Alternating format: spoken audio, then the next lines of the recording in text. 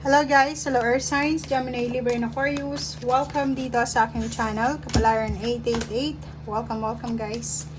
Alamin natin kung anong messages, vibration, gabay energy para sa inyong lahat. Ito ay daily tarot reading guys.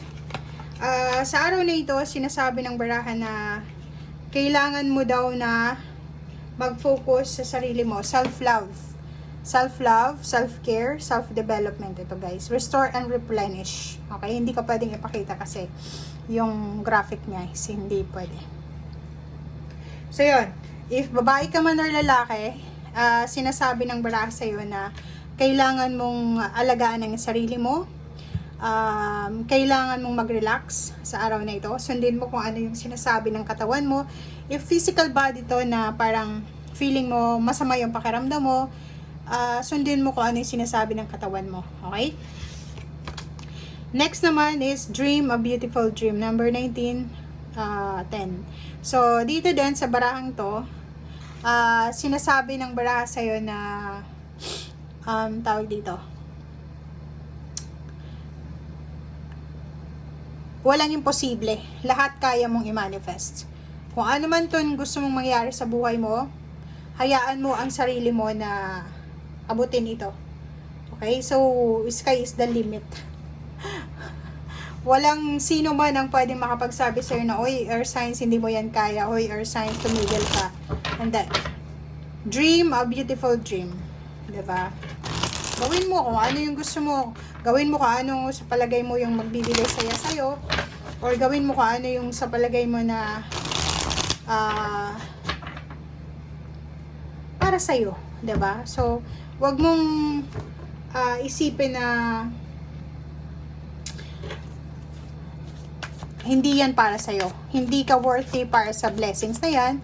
Or parang ang nakikita natin dito, mag-iingat ka kasi baka dahil sa mga sinasabi ng mga tao sa paligid mo, kahit yung deserve mo na blessings ay nagigilty ka. O, tingnan mo, 8 of Swords. Diba?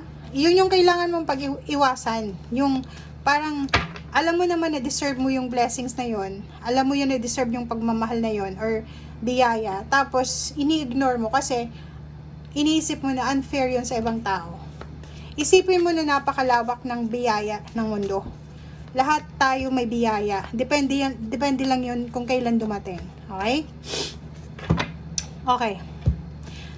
Nakikita ko siya dito, isa sa posible na darating sa'yo is yung reconciliation. Pwedeng reconciliation, renewal ng contract, renewal ng relationship, pwedeng may magkakabalikan, or posibleng may magbabakasyon, parang ganon, or babalik sa kanyang lugar. Oh. Meron ditong dalawang babae, it's either babae or lalaki, pero wala namang gender yung tarot. Sabihin na natin na babae sila. Dalawang babae na parang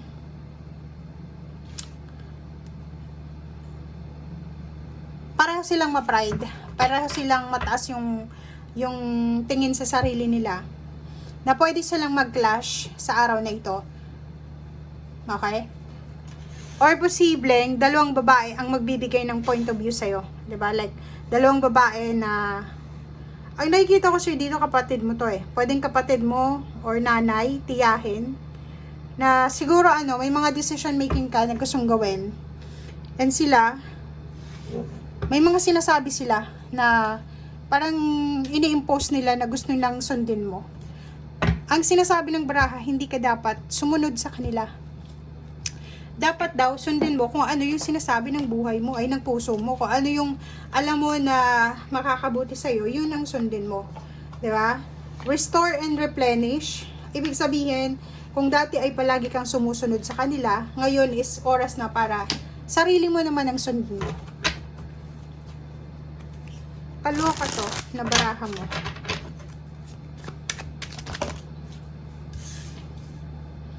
Oh, diba? Tingnan mo. Ang nakikita ko sir dito na may iba sa inyo dyan na masyado kayong obedient.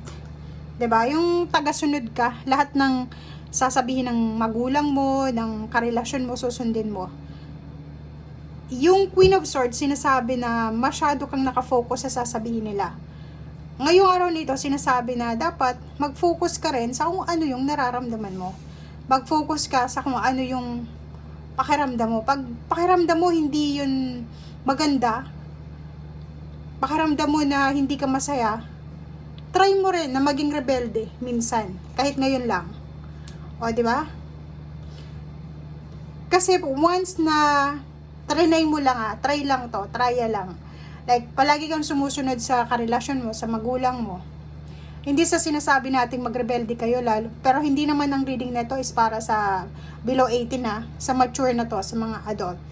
Dito sa barahang to, sinasabi na, kung dati ay sumusunod ka sa kanila, yung parang minamanipulate nila yung decision making mo, itry mo din na sumalungat sa gusto nila. Kasi, after noon, makakaramdam ka ng medyo konting guilt feelings, at the same time, ng freedom. So, mararamdaman mo na, may pwede din pala akong gawin. Diba? So, Wheel of Fortune, it's time na daw para salubungin mo yung pagbabago sa buhay mo. Diba? Kung makikita mo to, yun yung sinasabi ng baraha. Maraming good news, maraming naghihintay sa'yo na magandang oportunidad, posibilidad sa labas ng comfort zone mo eh. Hindi sa lahat ng oras na andyan sila para i-guide ka, yung mga taong ito. Or hindi sa lahat ng oras nakadepende sila sa'yo. Parang gano'n. So, kailangan mong bigyan ng freedom ang sarili mo. May good news ka na matatanggap tungkol sa pera. It's either para to sa bagong negosyo, bagong trabaho, bagong pagkakakitaan, bagong source ng income or kung ano pa man, bagong kontrata, or pwedeng mga recommendation, bagong company, bagong lugar, or decision making, parang ganon. So, sinasabi ng baraha sa'yo na kailangan mo na ng pagbabago sa ngayon. Okay? Kailangan mo nang makaalis doon sa dating ikaw. Kailangan mo nang baguhin kung yun, papasok ka dapat sa pagbabago. Kasi, kung makikita mo dito, itong 9 of Cups, ang tagal mong hinintay to eh. 'Di ba? So, it's your time naman na makinig ka sa kung ano yung sinasabi ng puso mo. Magkamali ka man, at least, ikaw yung nagdesisyon. Magkamali ka man, at least, wala kang ibang sisisihin na dahil sa kapatid ko yun, dahil sa magulang ko yun, dahil sa karelasyon. At least, eto, may freedom ka.